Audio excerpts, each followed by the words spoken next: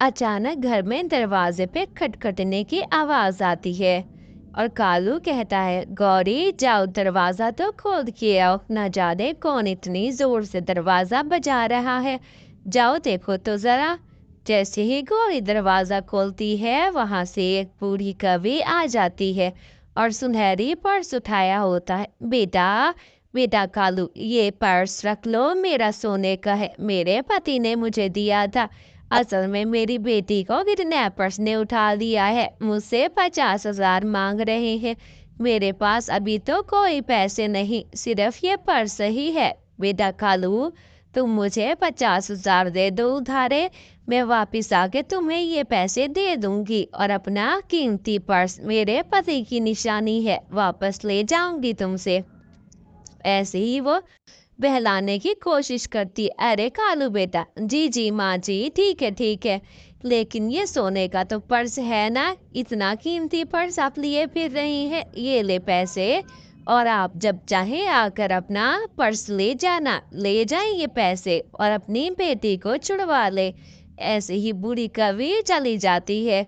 कालू जी, कहीं ये धोखेबाज ही ना निकल आए, देखना कहीं हमारे पैसे लेकर भाग ना जाए, मुझे तो नहीं लगता सोने का है। ऐसे में रानो चिड़िया की कॉल आती है। हाँ रानो, कैसी हो? दूसरे जंगल में जाकर तो हमें भूल ही गई हो। बताओ कैसा काम जा रहा है तुम्हारा? कब वापिस आओगी? हमें मिलने भी तो आ जाओ तुम।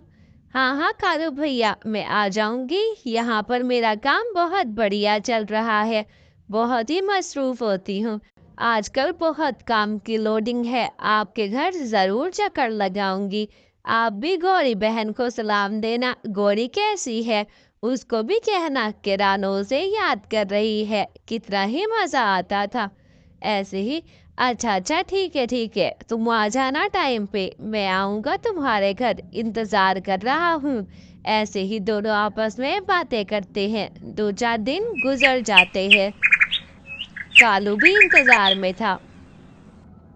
अरे कालू जी, देखो हफ्ता होने को है, अभी तक उस कवि का कोई अता पता नहीं। वो तो भूल ही गई है पैसे देना, न जाने क्या हो गया है। मुझे तो डर लग रहा है कहीं वो हमारे पैसे लेकर भाग न जाए, देखना ख्याल से। अरे क्या कहती हो गौरी, उसका कीमती, इतना कीमती सोने का पर्स हमारे पास है, कैसे भागेगी भला? ऐसे ही कुछ रोज और बीत जाते हैं।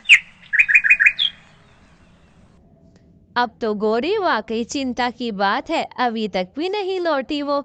मैं ये पर्स जाके चील भैया को दिखाता हूँ, उसका सोने का कारोबार है, उसको तो बहुत परख है इन चीजों की। मैं जा कर के चेक करवा कर आता हूँ। ऐसे ही कालू चील के पास ले जाता है। चील भैया देखें तो जरा, इस पर्स के कितने लाख आप देंगे? मैं ये बेचना चाहता हूँ, सोने का पर्स है, बहुत ही प्योर गोल्ड है, आप ऐसा करें पैसे बताए। जा जा कालू, ये क्या कह रहा है तू? ये नकली पर्स देकर मुझे लाखों की बात कर रहा है? ये पर्स तो बिल्कुल नकली है, मैं तुमसे बड़ा सोने का व्यापार करता हूँ, ले जाओ यहाँ से। अरे गौरी, लुट गए लुट गए, ये पर्स तो नकली निकला, वो कभी हमें धोखा दे गई, झूठ बोल गई हमसे और हमारी सारी जमा पूंजी ले गई। ऐसे में रानो का फोन आता है। हाँ रानो बहन, क्या कह रही थी, बताओ तो जरा। मैं बताता हूँ मेरे साथ क्या हुआ, मैंने तुम्हें सब बता बताना है, कहाँ हो तुम? अरे कालू जी, 2 मिनट रुको, बस यहाँ पे कोई मेहमान आया है, एक बूढ़ी कवि आई है, सोने का पर्स उठाया हुआ इसने। बेटा बेटा, मेरी बेटी को किडनैप कर लिया है, मेरी मदद करो, मेरी मदद करो। हाँ हाँ माँ जी, रुके रुके, मैं 1 मिनट, आप मुझे 30,000 रुपये दे दो, मुझे ये पर्स रख दो, फिर मैं ले जाऊंगी। अरे गौरी, रानू के फोन पे तो उसी काले कवि की आवाज आ रही थी, मैं अभी जाता हूँ, इसकी खबर लेता हूँ। ये तो उधर रानू को भी लूटने चली गई है, मैं इसको छोड़ूंगा नहीं। ऐसे में कालू भागा भागा चला जाता है और उस कवि को रंगे हाथों पकड़ लेता है। बढ़िया है, तुम झूठ बोलती हो, शर्म नहीं आती? ये सोने का पर्स है, मुझे भी उल्लू बना के 50,000 रुपये ले गई, कहती मेरी बेटी को किडनैप हो गई है, छुड़वाना है। ये रानो तुम्हें भी लूटने आई थी, इसको तो जेल की हवा खानी पड़ेगी। चलो जरा जेल की हवा खा लो। महाराज से कहता हूँ मैं, तुम्हें तो जेल में डालेगा। हाँ हाँ ठीक कहा कालू भैया, ऐसे पंछियों को तो जरूर सजा मिलनी चाहिए, वो भी उम्र भर की।